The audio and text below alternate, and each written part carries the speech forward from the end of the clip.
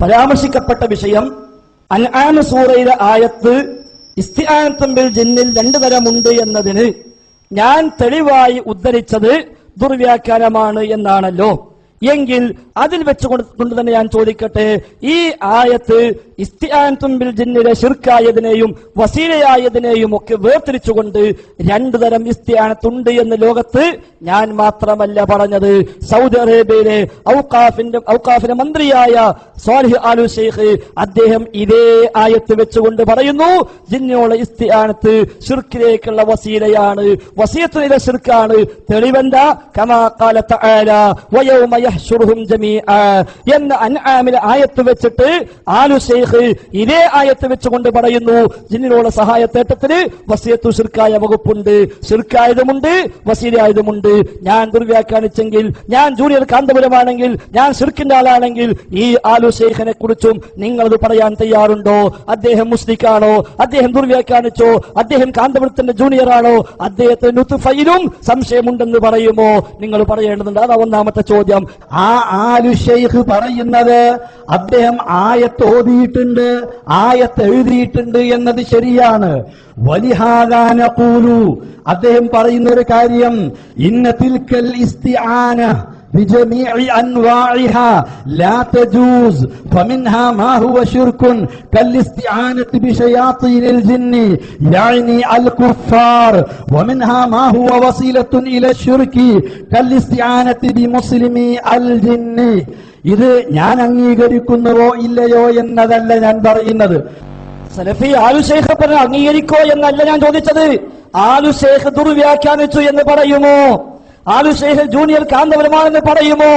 ആലു ഷെയ്ഖ് ശിർക്കിലാണെന്ന് പറയുമോ? ആലു ഷെയ്ഖ് മുസ്ലിക്കാണെന്ന് പറയുമോ? ആലു ഷെയ്ഖ് സമ്മേളനത്തിൽ വിളിക്കാൻ പാടില്ലെന്ന് പറയുമോ? ആലു ഷെയ്ഖ് ജിന്നൂരിയാണെന്ന് പറയുമോ? അതാ പറയേണ്ടത്, അതങ്ങൾ പറയേണ്ടത്. അപ്പൊ എന്താ മനസ്സിലായി? ആലു ഷെയ്ഖ് എന്താ ഇതിലുണ്ട്? മിൻഹാ മാ ഹുവ ശിർകുൻ, ശിർക്കായതുണ്ട്, വമിൻഹാ മാ ഹുവ വസിയത്തുൻ ഇല ശിർകി, വസിയത്തു ശിർക്കായതുണ്ട്. അപ്പൊ എന്ത് മനസ്സിലായി? സക്കറിയ സുലായി കണ്ടുപിടിച്ചതല്ല, ജബ്ബാർ മോദി കണ്ടുപിടിച്ചതല്ല, അവിടെയല്ല പ്രശ്നം എന്ന് പറഞ്ഞില്ലേ? അതുകൊണ്ട് നിങ്ങൾ പറയണം, നിങ്ങൾ അംഗീകരിച്ചാലും ഇല്ലെങ്കിലും ശരി ദുർവ്യാഖ്യാനിച്ചോ ഇല്ലേ ആലു ഷെയ്ഖ്? അത് നിങ്ങൾ പറയണം. ആലു ഷെയ്ഖ് ദുർവ്യാഖ്യാനിച്ചിട്ടില്ല, നിങ്ങളാ ദുർവ്യാഖ്യാനിച്ചത്. നിങ്ങൾ അംഗീകരിച്ചാലും ഇല്ലെങ്കിലും ശരി ദുർവ്യാഖ്യാനിച്ചോ ഇല്ലേ ആലു ഷെയ്ഖ്? അത് നിങ്ങൾ പറയണം. ആലു ഷെയ്ഖ് ദുർവ്യാഖ്യാനിച്ചിട്ടില്ല, നിങ്ങളാ ദുർവ്യാഖ്യാനിച്ചത്.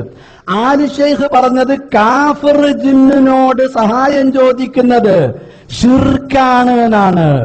മുസ്ലിം ജിന്നിനോട് സഹായം ചോദിക്കുന്നത് വസീലത്തു ശിർക്കാണ് എന്നാ പറഞ്ഞത്. ഇപ്പൊ ഒരു വായിച്ച എന്താ? കാഫിർ ജിന്നാണോ ശിർക്ക്, മുസ്ലിം ജിന്നാണോ വസിയത്തു ശിർക്ക്? ഞങ്ങൾ വരെ അത്ര പറഞ്ഞിട്ടില്ല.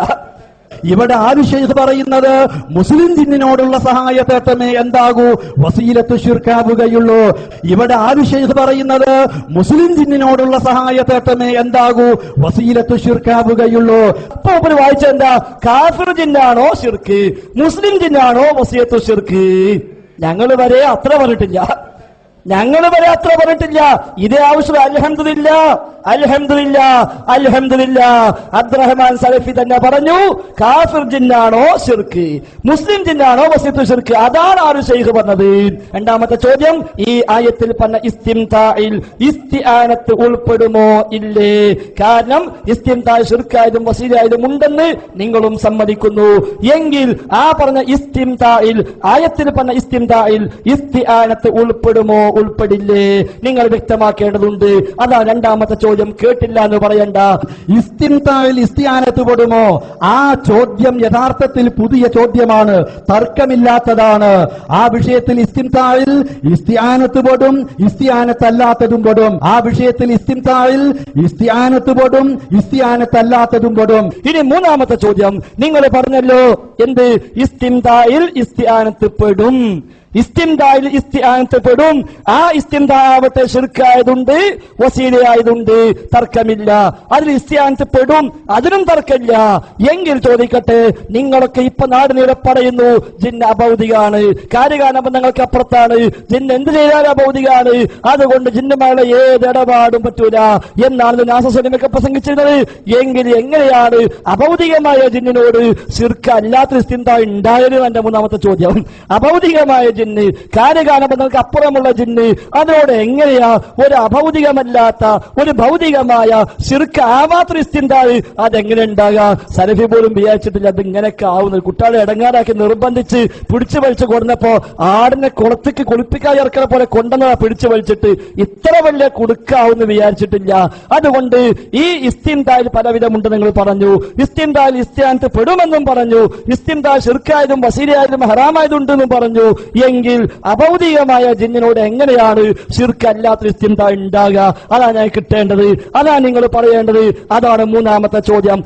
ഇവിടെ ഈ പ്രധാനപ്പെട്ട തെളിവിൽ നിന്ന് തെന്നിമാറി, വിഷയത്തിൽ നിന്ന് തെന്നിമാറി എന്തെങ്കിലും ചോദ്യങ്ങൾ ചോദിച്ച് സമയവും അവസരവും നഷ്ടപ്പെടുത്തിയിട്ട് കാര്യമില്ല. അതുകൊണ്ട് ശരിയായ ചോദ്യം വിഷയവുമായി ബന്ധപ്പെട്ട് ചോദിക്കുക.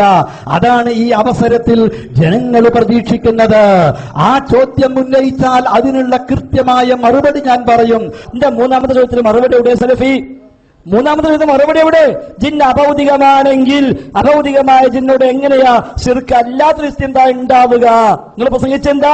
ജിന്ന് എന്ത് ചെയ്താലും അഭൗതികമാണ്, ജിന്നിന്റെ കഴിവ് അഭൗതികമാണ്, എല്ലാം അദൃശ്യമാണ്, എല്ലാം ശിർക്കാണ്. പിന്നെ എങ്ങനെ അഭൗതികമായ ജിന്നിനോട് ശിർക്ക് അല്ലാത്തൊരു ഇസ്തിൻതാഹ് ഉണ്ടായി? അതങ്ങൾ പറയേണ്ടത്. എന്തേ പറയാത്തത്? ആലുശൈഖ മൂപ്പർക്ക് എപ്പോഴും തള്ളാനും വെച്ച കൊള്ളാനും വെച്ച ഇങ്ങനെ ഹലക്കിന് പിടിക്കല്.